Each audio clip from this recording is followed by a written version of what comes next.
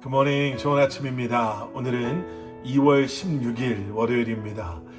오늘도 말씀 앞에 나오신 여러분들을 또 말씀과 함께 새로운 한 날을 시작하시는 여러분들의 삶을 주님의 이름으로 축복합니다. 이번 한 주간도 또 오늘 하루도 말씀이신 주님과 동행하시며 주님의 뜻 가운데 살아가시는 여러분들 되시기를 기도하겠습니다. 오늘 우리에게 주시는 하나님의 말씀은 마태복음 14장 1절부터 12절까지의 말씀입니다. 마태복음 14장 1절부터 12절까지 말씀 우리 함께 나누도록 하겠습니다. 성경에는 여러 명의 헤롯이라는 이름을 가진 사람들이 등장합니다.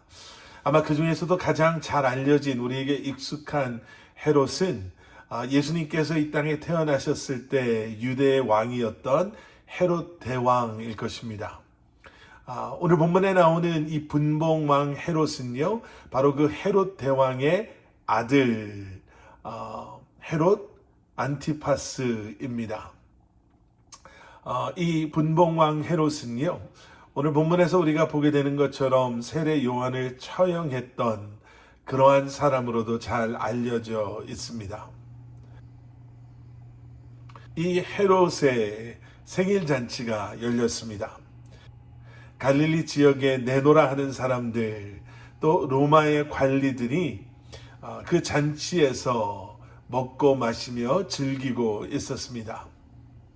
그런데 이 생일 잔치에서 예상치 못했던 비극이 일어납니다.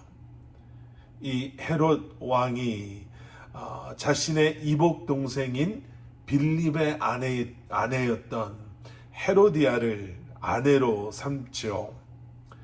빌립이 죽지도 않았는데, 멀쩡히 살아있는데 그의 아내를 빼앗아 자기의 아내로 삼고 마른 것입니다. 큰 죄를 범한 것이죠. 그래서 세례 요한이 그런 헤롯의 죄를 지적하였고, 헤롯은 그런 세례 요한을 감옥에 가두어 버렸습니다. 죽이고 싶었는데 죽일 수가 없었던 거예요.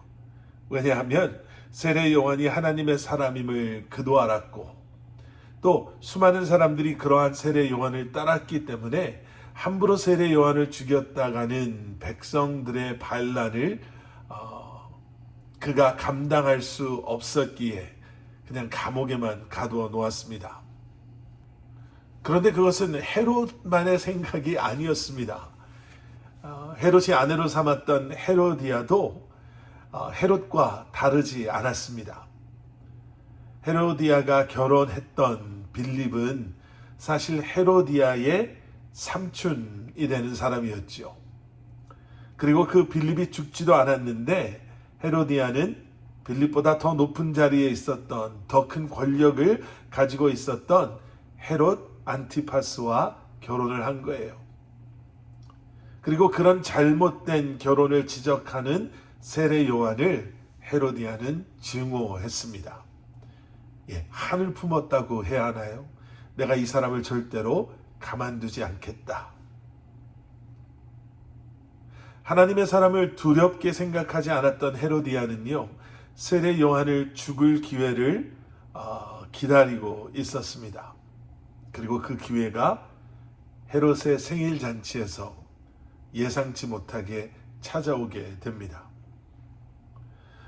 헤롯이 너무 생일 잔치에서 기분이 좋아 있는 그때에 헤롯의 딸이었던 살로메가 춤을 춥니다. 그리고 그 춤이 헤롯 왕과 그 자리에 있었던 사람들을 너무나 즐겁게 하게 되지요. 그래서 기분이 업된 상태에서 헤롯이 약속을 하나 합니다. 내가 너무 기분이 좋으니까 내가 원하는 것은 내가 무엇이든지 들어주겠다. 내가 맹세한다. 라고 살로메에게 이야기를 하죠. 그리고 살로메는 자신의 어머니 헤로디아의 뜻에 따라 세례 요한의 목을 쳐서 쟁반에 담아 달라고 말합니다. 왕은 이미 말해버렸기 때문에 세례 요한을 처형하고 그의 목을 쟁반에 담아 주게 되고, 살로메는 그 세례 요한의 목을 어머니에게 가져다 줍니다. 헤로디아는요, 그런 여자였습니다. 정말 악하고 음란하고 잔인한 그런 사람이었습니다. 자신이 무시당했다고 또 자존심이 상한다라는 그러한 이유로 의로운 예언자 하나님의 사람을 살해하게 된 것이죠. 그런데 이 스토리에서 어떻게 보면 너무나도 안타까운 모습이 하나 있습니다. 그게 무엇인가? 그곳에 있었던 수많은 사람들, 그리고 그들의 반응입니다. 그곳에 있었던 갈릴리의 귀족들, 로마의 관리들, 그 외 수많은 사람들이 지금 자신의 눈앞에서 일어나고 있는 이 잔인한 이 일에 대해서 아무 말도 안 했다라는 거예요. 헤롯을 두려워해서 그럴 수밖에 없었다라고 변명할 수 있겠죠. 그런데 누구 한 사람이라도 살로메의 이러한 잔인한 요구가 잘못된 것이라는 것을 만약에 한 사람이라도 말했더라면,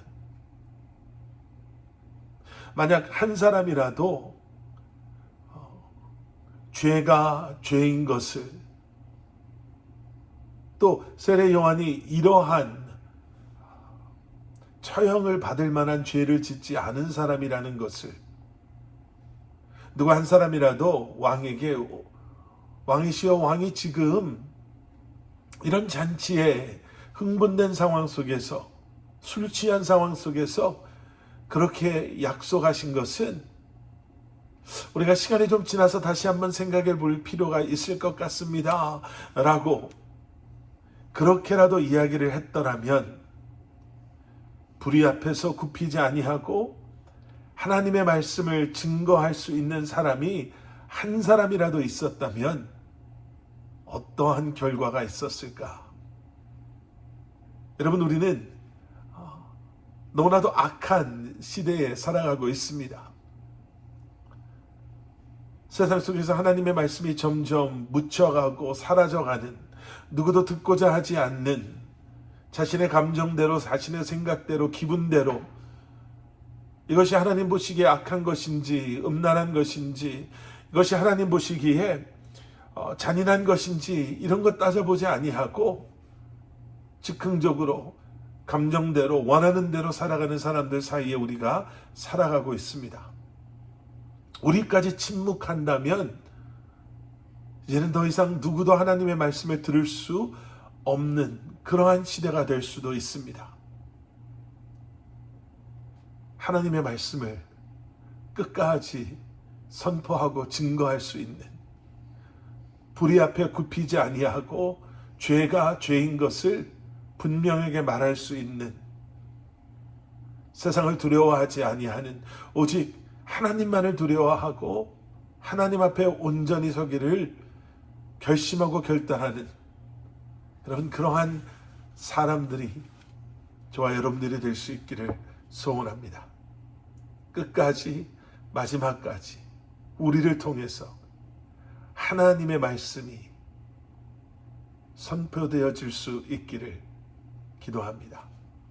함께 기도하시겠습니다. 사랑의 아버지 하나님, 새로운 한 주간이 시작되었습니다. 이번 이 한 주간도 우리가 있는 그곳에서 우리에게 맡겨주신 귀한 하나님의 말씀들을 우리가 담대히 전하며 선포하며, 예수 그리스도의 십자가의 복음을 담대히 선포하고 전하며 살아갈 수 있는 저희들이 될 수 있도록 우리에게 믿음을 더하시고 용기를 더하시고 우리에게 담대함을 허락하여 주시옵소서. 세상이 아무리 변질되어지고 악해진다 할지라도 하나님의 자녀로서 꿋꿋이 흔들리지 않는 믿음으로 살아갈 수 있도록 은혜 내려 주시옵소서.